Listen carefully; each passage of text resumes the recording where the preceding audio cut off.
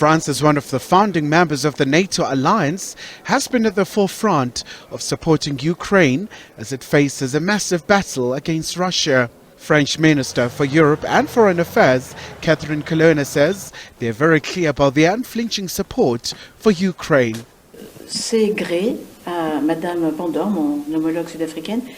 First of all, I would like to say that I'm grateful to Minister Pandor for coming to Paris ahead of this mission led by African nations.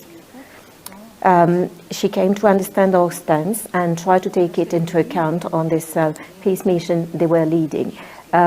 When she came back, and yesterday she told me how the mission went, I told her that we very much welcome an initiative aiming at restoring all the principles of the UN Charter, because an independent nation was attacked, and let us call it an invasion, let us call it it is a war.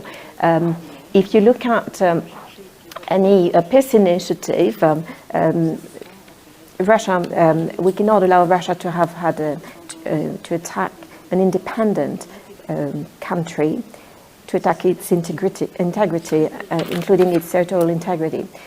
If such an aggression were to succeed, we all would have to seriously think about it, because the lesson would be that you could attack a country, your neighbour, or any other country without a risk, and that is not possible.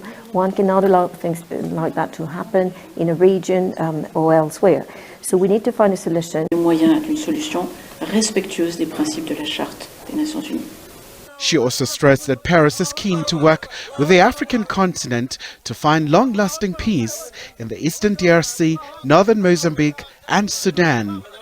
In Mozambique, we're helping and supporting the South African stabilization efforts, and the European Union is working on that as well. Regarding the DRC, we are extremely concerned by the fact that the two parties decided to take up the arms again rather than work on a political solution. So together we're working on a de-escalation. We're supporting the elections that must be organized in order to bring a better future to the country.